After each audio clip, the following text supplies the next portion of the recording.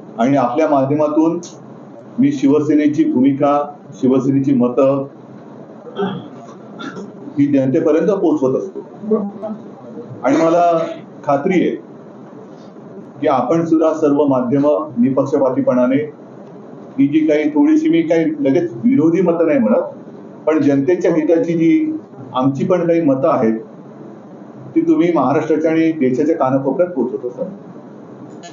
आज मुद्दामून मी तुम्हाला एवढ्यासाठी बोलवलं कारण एकूणच महाराष्ट्रामध्ये हे जे सरकार आहे ते असंविधानिक आहेच, पण आता हे सरकार तरी आहे की नाही असा प्रश्न पडलेला आहे. कारण मुंबई पुरतं आणि बोलायचं झालं तर माझ्या तरी आठवणीमध्ये आजपर्यंत कधीही नव्हतं एवढं प्रदूषण हे मुंबईत आपण सर्वांनी अनुभवलेलं आहे. आणि त्याचं कारण काही तज्ञांशी मी जे बोललो ते असं होतं की नियोजन शून्य विकास कामं, आणि त्याच्यामध्ये सगळीकडे धूळ आणि धुळदाण झाली होती.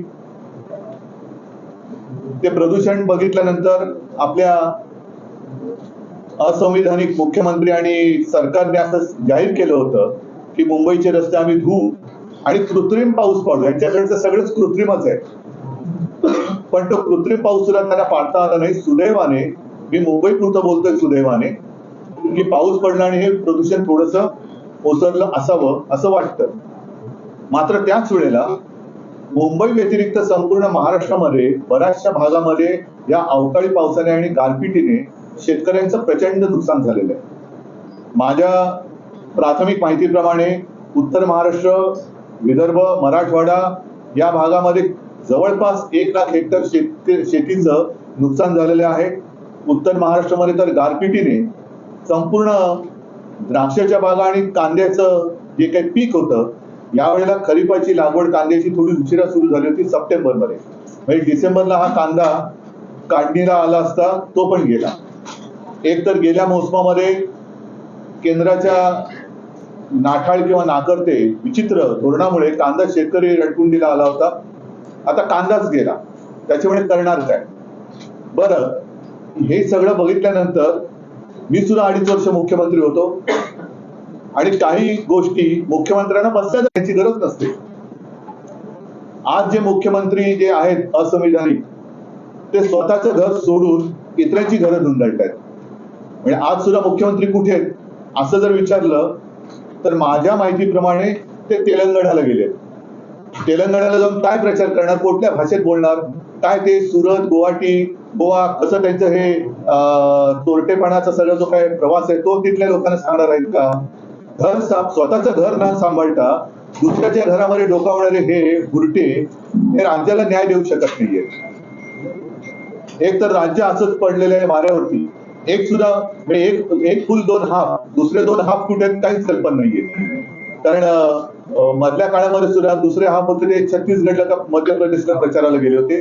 आज कुठे गेले ते कल्पना नाही. दुसरे ज्यांमध्ये डेंग्यू झाला होता ते कुठे त्याची माहिती नाहीये. मग शेवटी ह्या राज्याचा मायबाप कोण आहे?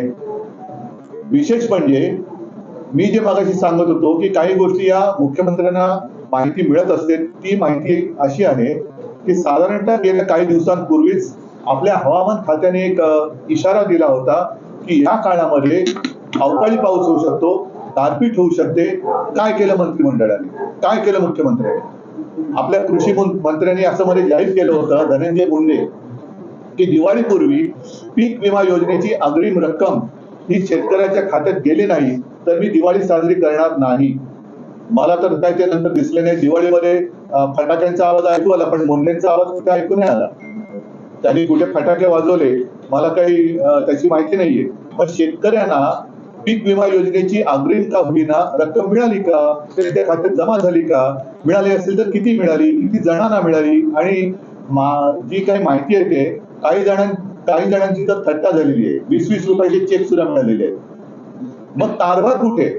हे पूर्णपणे स्वतःची खुर्ची सांभाळण्यासाठी जेवढ्या दिल्ली वाऱ्या करतायत तेवढं हे जरा यांच्यावरती काय बोलल्यानंतर आमचे मुख्यमंत्री जे आहेत गद्दार ते गळा काढतात की गरीब शेतकऱ्याचा मुलगा, गरीब शेतकऱ्याचा मुलगा. आदर आहे तुमच्या शेतीबद्दल आदर आहे, पण गरीब शेतकऱ्याची पंचतारांकित शेती, ज्या शेतीमध्ये हे हेलिकॉप्टरने जातात, मी तर म्हणतो अशी शेती आणि असं वैभव माझ्या साध्या साध्या आणि छोट्या शेतकऱ्याला सुद्धा लाभो, ही मी देवाच्या चरणी प्रार्थना करतो की इतर कोणाचंही शेत असं नसेल पंचतारांकित, आणि शेतकरी बिचारा त्याची पायवाट तुडवत जातो, रात्री अपरात्री वीज नसताना शेतीमध्ये पाणी द्यायला जातो, मग त्याला सर्पदंश होतो, विंचू चावतो, असं असं या पंचतारांकित शेतीमध्ये होत नाही. पण तिकडे जाऊन गळा काढतात. मग ह्या शेतकऱ्याच्या पुत्राने पंचतारांकित शेतीमधनं या शेतकऱ्यांची चिंता का ते वाहत नाहीयेत?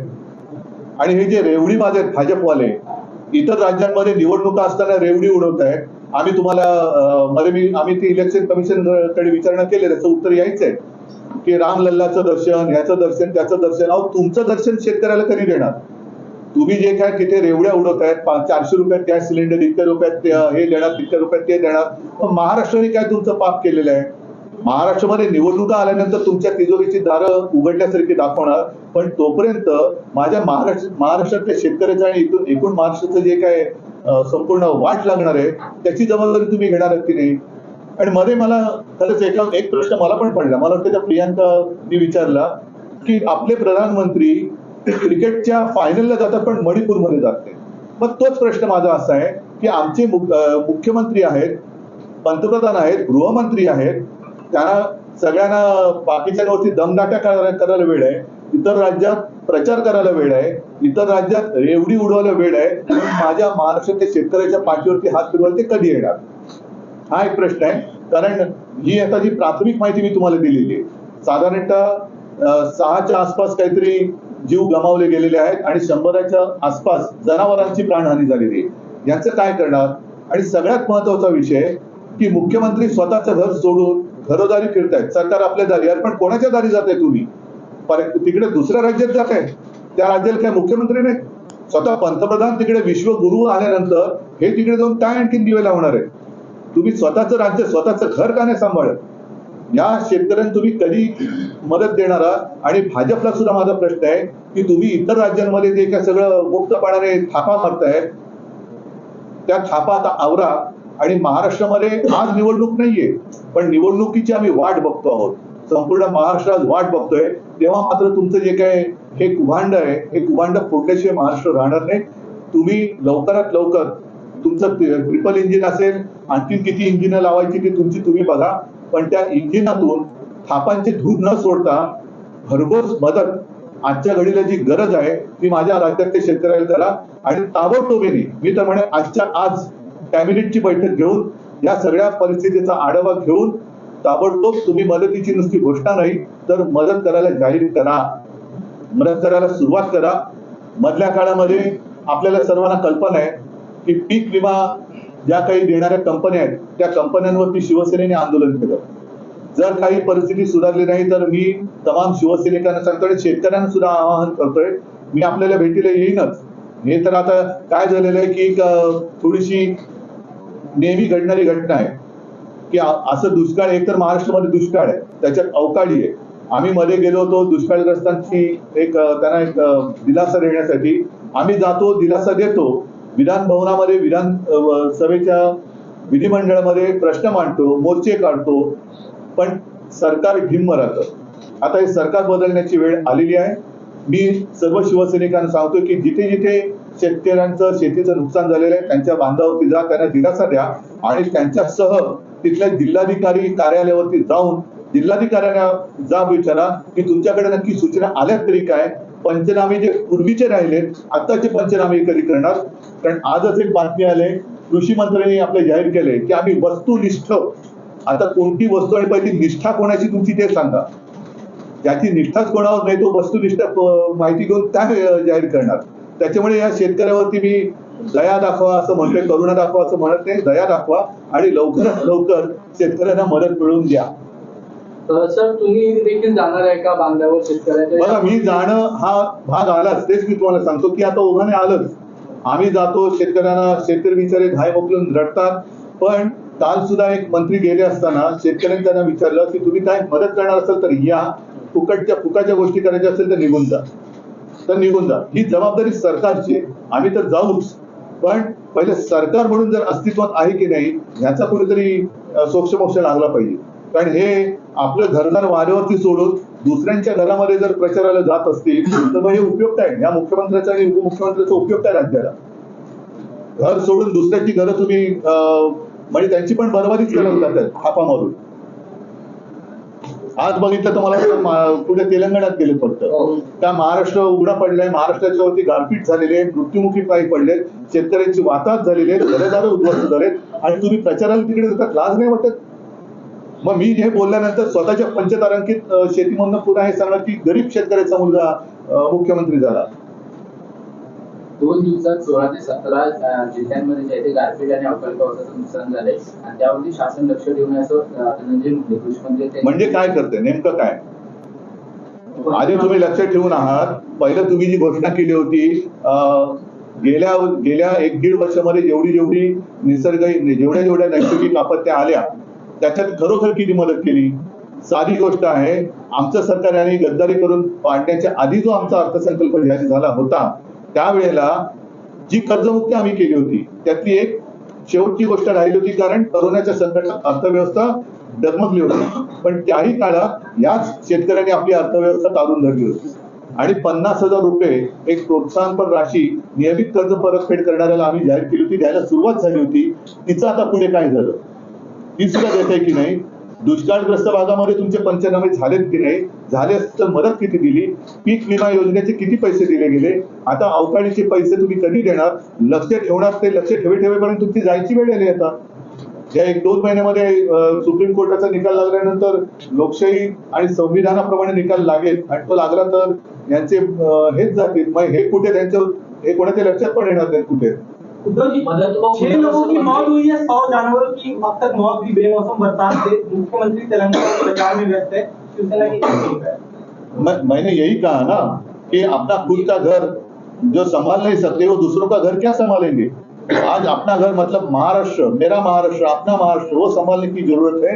कुछ काश्तकारों की जान गई है, 6 लोग आपने जैसे कहा उनकी जान गई है, 100 के आसपास उनके जो जानवर होते हैं, गाय होती है, भैंस होती है, गोवंश हत्या बंदी, इसमें जो मर रहे हैं उसका आप क्या करेंगे? और ऐसी स्थिति में मुख्यमंत्री दूसरी राज्यों में जाकर दूसरे पार्टी का प्रचार कर रहा है. ये बाला साहब के विचार नहीं थे ऐसे. ये बाला साहब के विचार, और ये हिंदुत्व हमारा हिंदुत्व नहीं है. ऐसा हिंदुत्व नहीं है कि घर में तबाही है और दूसरे घर में आबादी के लिए आप जा रहे हैं, अपनी वोटों की आबादी बढ़ाने के लिए. उद्धव जी, जिस तरीके से मुख्यमंत्री ने कल कहा कि हमने सभी जिलाधिकारियों को सूचित किया है कि सभी पंचनामा करें और उनको मदद देने को लेकर, क्या आज तक क्या किया बताओ ना? और ये कोई इंसानियत नहीं होती है. सिर्फ सूचना देने की आवश्यकता है और आप वहां जाते हैं तो आपकी जरूरत नहीं है राज्यों को. त्याला पाणी पाहिजे. आपकी मतलब उनकी क्या आवश्यकता है? तो जिलाधिकारी है ना, वो संभालने के लिए है.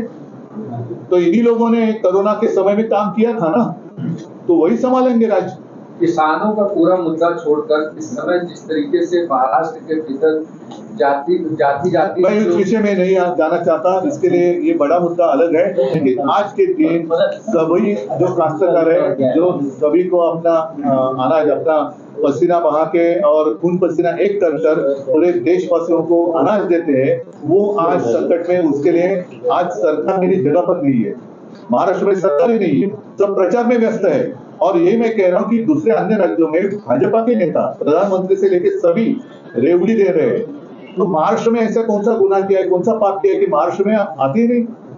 क्रिकेट के फाइनल के लिए जाते हैं, तब भी चुनाव था ना. तो चुनाव प्रचार छोड़कर क्रिकेट के फाइनल के लिए अगर प्रधानमंत्री जाते हैं तो मेरे महाराष्ट्र में आते क्यों नहीं है? और महाराष्ट्र ने ऐसा कौन सा गुनाह किया है कि आप काश्तकारों की ओर देखते भी नहीं?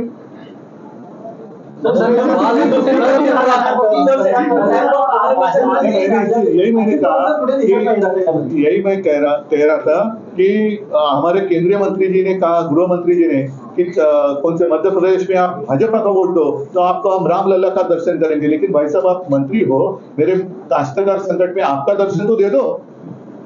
तर अजित पवार गटाच्या दिसत नाहीये. मुख्यमंत्री प्रचार करतात, राज्यातील भाजपचे इतर नेते देखील प्रचार करतात, पण अजित पवार गट जो सध्या आणि आता महत्वाचा मुद्दा असा, संजय राऊत जी म्हणाले ते बरोबर आहे. आपल्या राज्यात काही तालुक्यात आणि जिल्ह्यात दुष्काळ जाहीर केला, म्हणजे दुष्काळाचं संकट आहे. त्याच्यासाठी तुम्ही काय केलं? आज सुद्धा कितीतरी टँकर सुरू आहे आणि आमचे हे गद्दार म्हणतात आम्ही मुंबईचे रस्ते देऊ. पाणी कुठून आणणार? पाण्याचा नाश करतायत. तर एक तर दुष्काळात हा सरकारचा 13वा महिना आहे. दुष्काळात 13वा महिना म्हणतात, तसं हे सरकार म्हणजे 13वा महिना आहे दुष्काळातला.